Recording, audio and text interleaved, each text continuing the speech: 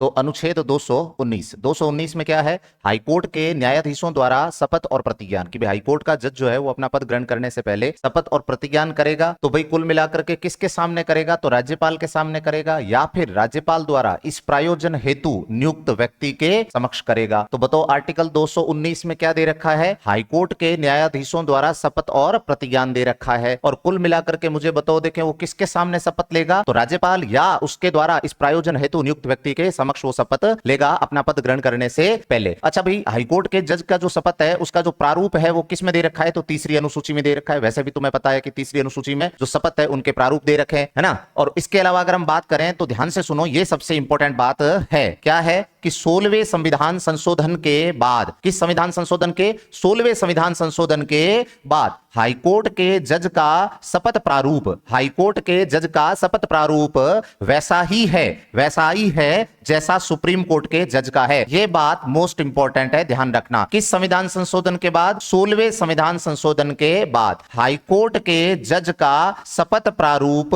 वैसा ही है जैसा सुप्रीम कोर्ट के जज का है। अच्छा देखो, देखें हाईकोर्ट के जज की जो शपथ प्रारूप है उसमें मूल संविधान में बेटा भारत की संप्रभुता और अखंडता को अक्षुण्ण बनाए रखूंगा का प्रावधान नहीं था। यानी ये लाइन नहीं थी। क्या लाइन नहीं थी, हाईकोर्ट के जजों की जो शपथ है उसके प्रारूप में मूल संविधान में एक लाइन नहीं थी कि भारत की संप्रभुता और अखंडता अक्षुण्ण बनाए रखूंगा, और बाकी सारा शेष प्रारूप जो था वो सुप्रीम कोर्ट के जजों के समान ही था। लेकिन फिर राष्ट्रीय एकता परिषद के सुझावों पर 16वें संविधान संशोधन 1963 के द्वारा यह लाइन भी क्या कर दी गई, जोड़ दी गई। तो एक बार वापस मुझे बताएं, अनुच्छेद 219 में हाईकोर्ट के जजों द्वारा जो शपथ ली जाती है उसका प्रावधान है कि हाईकोर्ट के न्यायाधीशों द्वारा शपथ या प्रतिज्ञान, तो वो किसके सामने शपथ लेगा, राज्यपाल या उसके द्वारा इस प्रायोजन हेतु नियुक्त व्यक्ति के सामने, ठीक है, पद ग्रहण करने से पहले। और उसकी शपथ का प्रारूप किसमें दे रखा है, तीसरी अनुसूची में दे रखा है। और मैंने आपसे क्या कहा, 16वें संविधान संशोधन के बाद,